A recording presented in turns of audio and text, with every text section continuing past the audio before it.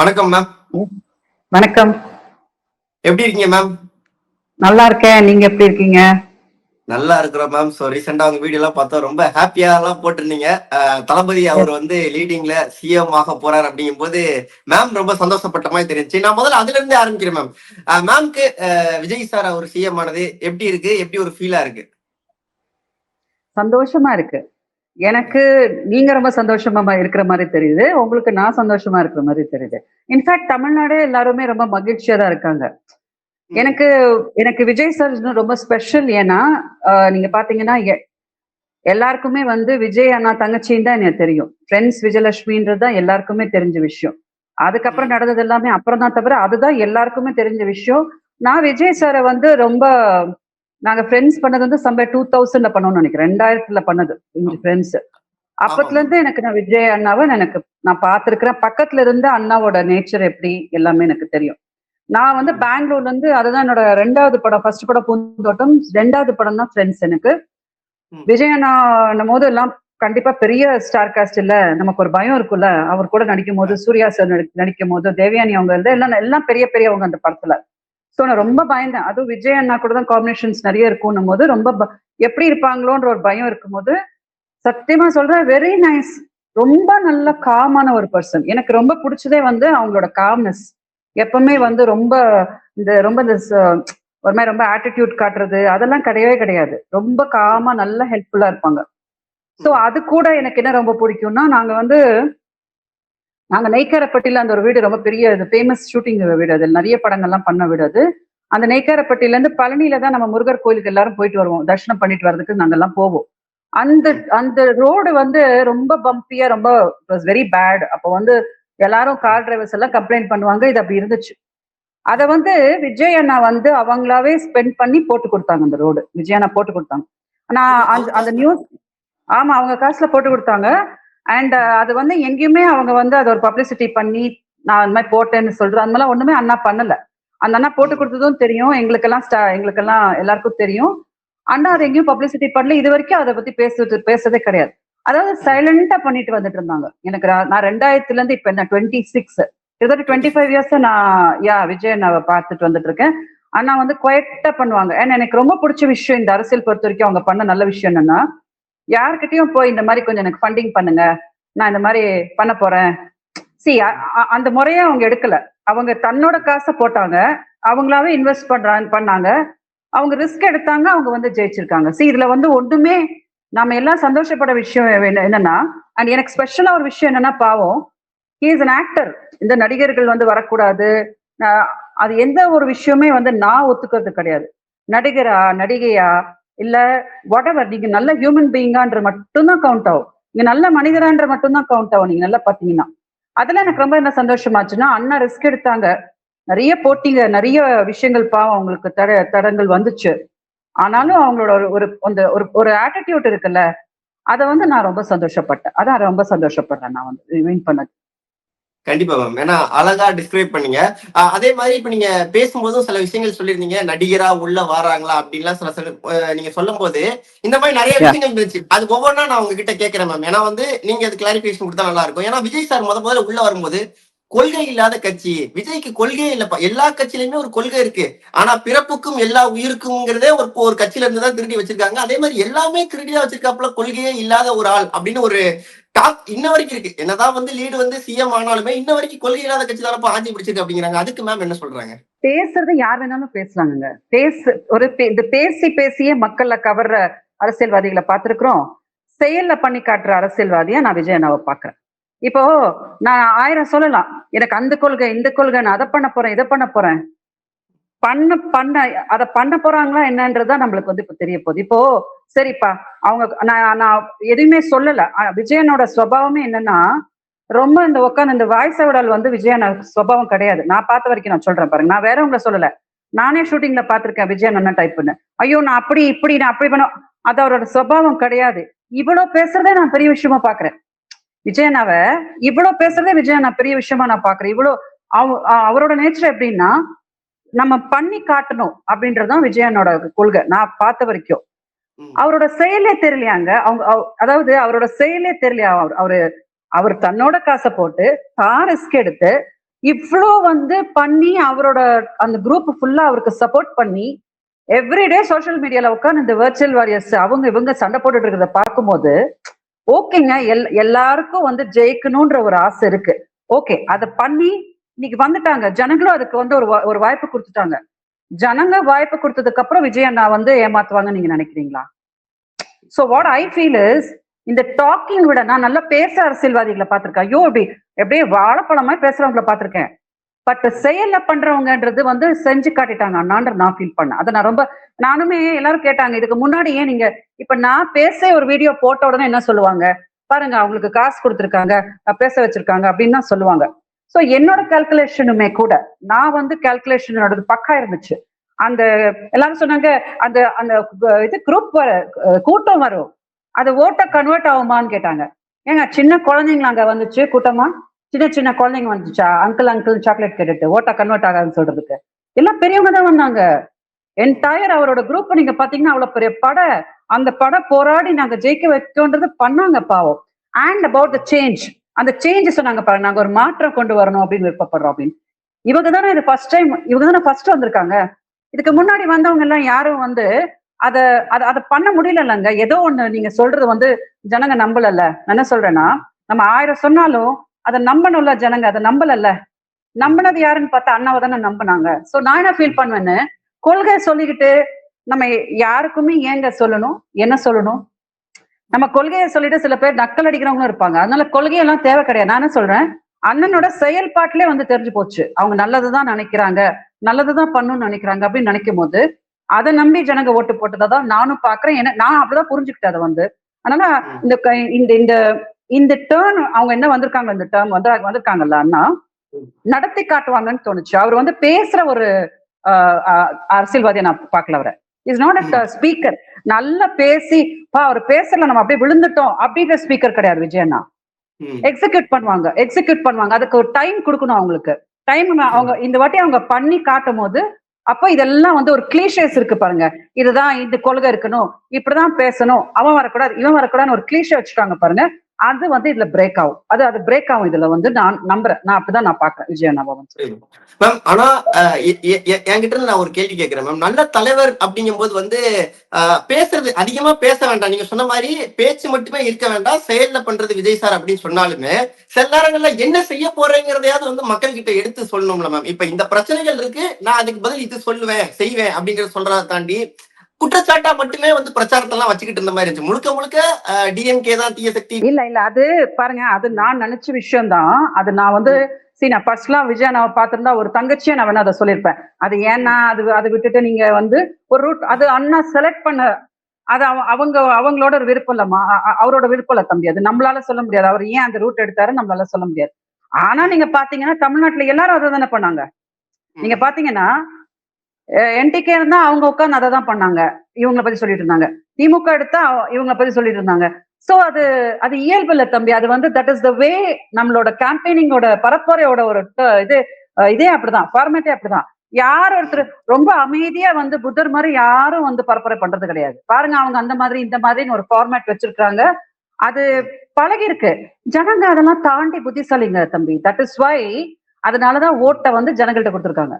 ஜனங்க வந்து நீங்க என்ன வேணாலும் சொல்லுங்க, நீங்க என்ன வேணாலும் அவங்கள்ட்ட குதிங்க, டான்ஸ் பண்ணுங்க, ஆனா அவங்க என்ன பண்ணணுமோ அதை தான் பண்ணுவாங்க. அதை தான் நேத்து நான் சொன்னேன், மக்கள் தீர்ப்பு மகேசன் தீர்ப்பு அப்படின்றது நான் சொன்னது. ஏன்னா அது நீங்க பாத்தீங்கன்னா அது என்ன நீங்க பண்ணாலும் என்ன பேசினாலும் ஒரே ஒரு வாய்ப்பு கொடுங்கன்னு கேட்டவங்க எல்லாம் இருக்காங்க. ஆனா அவங்க இல்ல, அது நாங்க விஜய் சாருக்கு தான் போடுவோம், அவர் தான் பண்ண அவங்க அடம் பிடிச்சி பண்ண வச்சிருக்கிறத. இது எல்லாருக்குமே ஒரு ஆச்சரியமான ஒரு விஷயம் தான். ஆச்சரியம்னா ஃபர்ஸ்ட் அட்டெம்ப்ட்ல அண்ணா வின் பண்ணிட்டாங்க, சாத்தியம் அத பண்ணிட்டாங்க பாருங்க, பாசிபிள் ஆக்கிட்டாங்க. சோ இது ஒரு நியூ ட்ரெண்ட்ஸ், இது புதுசா இருக்கும். எது ஒண்ணுமே தம்பி புதுசா வரும்போது கொஞ்சம் அப்படிதான் தெரியும். எனிதிங் புதுசா இருக்கு பாருங்க, அது கொஞ்சம் அக்ளமடைஸ் ஆகுறதுக்கு கொஞ்சம் எல்லாரும் கஷ்டப்படுவாங்க. இப்படி இருக்கு அப்படி இருக்காங்க. அப்புறம் அது கிளிக் ஆனதுக்கு அப்புறம் அதுவே நாளைக்கு ஒரு ட்ரெண்ட் ஆயிடும். பாத்தீங்களா, அவரை மாதிரி பண்ணணும், எம்ஜிஆர் அவர்கள் மாதிரி பண்ணணும், விஜய் அவர்கள் மாதிரி பண்ணணும் அப்படின்னு ஒரு அதுக்கு டைம் தான் மேட்டர் ஆகும். It's too early. இப்போ அவர் டூ ஏர்லி. அவரை பத்தி எதுவும் அவரை கண்டிப்பா ஆகாதவங்க அப்படிதான் சொல்லுவாங்க, ஐயோ அப்படி பேச மாட்டேங்கிறாரு இப்படி பேச மாட்டேங்கிறாரு. அவரு வீட்டுக்குள்ள இருந்த போது வீட்டுக்குள்ளே இருக்கிறாருன்னாங்க, அப்புறம் வெளியில வந்தப்புறம் வெளியிலே இருக்கிறாருன்னாங்க, அப்புறம் அவர் பேச மாட்டேன். இப்படிதான் குத்தம் குறை சொல்லுவாங்க. நேத்து நான் தான் சொன்னேன், ஒரு இன்டர்வியூல சொன்னேன். இப்பதான் உங்களை அடிச்சுக்கிட்டே இருப்பாங்க. உங்களுக்கு எதிர்க்கட்சி அத அன்பார்ச்சுனேட்லி நம்மளோட இது அரசியல வந்து இந்த எதிர்க்கட்சின்னு ஒண்ணு வச்சுட்டாங்க. நீங்க பாத்தீங்கன்னா வெறும் மக்கள் சேவைன்றது இல்ல.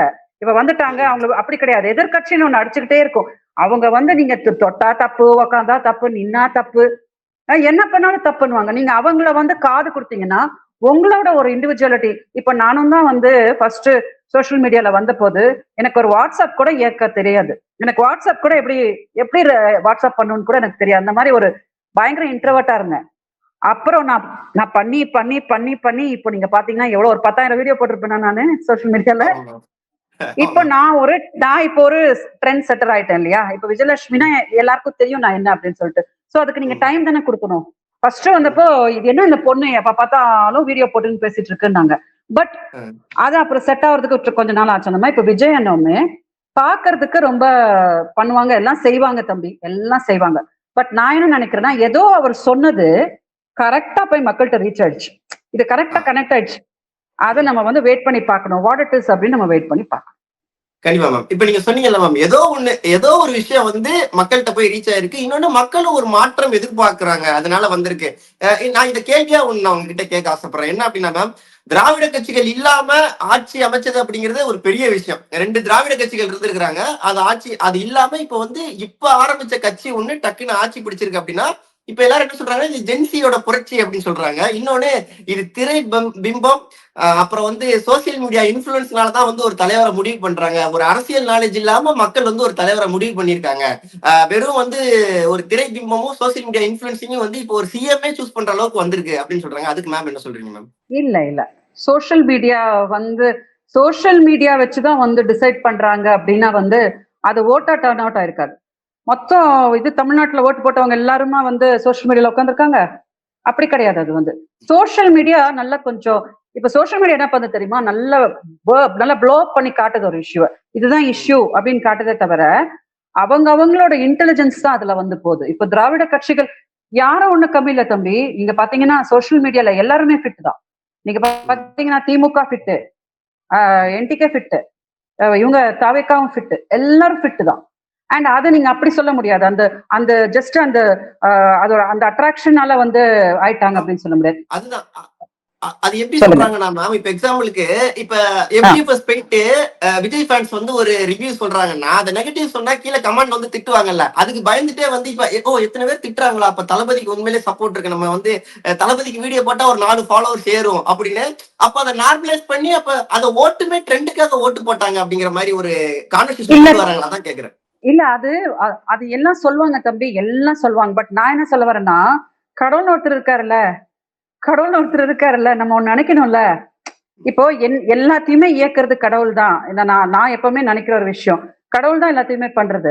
இன்னைக்கு விஜய் சார் வரணும் அப்படின்னு முடிவு பண்ணிட்டாருன்னா இந்த சோசியல் மீடியாவோட இதெல்லாம் இப்போ நான் எங்க இருந்தேன், நான் ஒண்ணுமே கிடையாது. எனக்கு ஒரு பொலிட்டிக்கல் பார்ட்டி கிடையாது, எனக்கு யாருமே சப்போர்ட் கிடையாது, ஒண்ணுமே கிடையாது. நானா வந்தேன், நானா இறங்கினா, நான் இன்னைக்கு வரைக்கும் நான் போராடுறேன். நான் தனியா நான் எந்த பார்ட்டியோட அன்றுமே வர மாட்டேன். ஃபர்ஸ்ட் எல்லாம் நினைச்சாங்க நான் திமுக. நான் நேற்று வீடியோ போட்ட பிறகு இப்பதான் இவங்க எல்லாருக்கும் பொதுவானவங்களா அப்படின்னு இவங்களுக்கு எல்லாருக்கும் புரியுது. அந்த மாதிரி சோசியல் மீடியா ஒரு லெவலுக்கு தான். அப்கோர்ஸ் இவங்களும் ஃபைட் பண்ணாங்க, இவங்களும் எல்லாம் டஃப் தம்பி. இந்த வாட்டி ரொம்ப ஒண்ணும் ஈஸி கிடையாது. ஆனா அத்தனை பேரையும் பீட் பண்ணி இவங்க வந்திருக்கிறாங்க அப்படின்னா ஜனங்க அவங்க என்ன எதிர்பார்த்திருக்காங்கன்னா அந்த நம்பிக்கை. விஜய் அவங்க பண்ணிடுவாங்க, விஜய் அவங்க ஏதோ எல்லாரோட கஷ்டத்தையும் சால்வ் பண்ணிடுவாங்க அப்படின்னு ஒரு ஏதோ ஒரு நல்ல ஒரு பாசிட்டிவா அவங்க அதை எடுத்திருக்காங்க. அது ஒரு நம்பிக்கை மேல அமைஞ்சிருக்கு இந்த வாட்டி. நான் அப்படிதான் சொல்லுவேன். ஒரு நம்பிக்கை, டக்குன்னு ஒரு நம்பிக்கை மேல அமைஞ்சிருக்கு. அது இதுக்கு மேல அண்ணா எப்படி எடுத்துட்டு போவாங்க அப்படின்றது மேல போயிருக்கும். ப்ராபப்ளி பாஸ்ட்ல இருக்கிறவங்க எல்லாம் அந்த நம்பிக்கை அவங்க சரியா அதை லிவ் அப் பண்ணலையா என்னமோ, நம்பிருக்கலாம். அதை இவங்க கரெக்டா அதை ஃபுல்ஃபில் பண்ணலையா என்னமோ, அது கூட ஒரு பாசிபிலிட்டி இருக்கலாம். இப்ப இவர் ஃப்ரெஷ்ஷா இருக்காருல்ல, ஃப்ரெஷ்ஷா இவருக்கு ஒரு வாய்ப்பு கொடுத்து பார்ப்போமே. இதுல ரிஸ்க் ஒன்றும் இல்ல. நீங்க பாத்தீங்கன்னா அவர் யார்ட்டையும் காசு கேட்கல. அவர் அவர் கொடுத்திருக்கிற வாக்குறுதிகள்லாம் பாத்தீங்கன்னா இது முதியோர்களுக்கு இந்த 3000 ரூபாய் நாங்க கொடுப்போம், இந்த மாதிரி நிறைய இதெல்லாம் கொடுத்திருக்காங்கல்ல, சொல்லியிருக்காங்கல்ல நல்ல விஷயங்கள்லாம். அதெல்லாம் பண்ணிட்டாங்கன்னா விஜய் அண்ணா ஒன்னும் ப்ராப்ளம், யாருக்கும் ஒன்னும் லாஸ் இல்லையா விஜய் போறதுனால. அதுல மக்கள் என்ன நினைச்சிருக்காங்கன்னா இவங்க எல்லாரும் விட்டு ஓகே இதை ஃப்ரெஷ்ஷா ட்ரை பண்ணி பார்ப்போமே அப்படின்னு ட்ரை பண்ணிருக்காங்க. அப்படிதான் இருக்காது. அப்படிதான் நான் பாக்குறேன் அதை வந்து.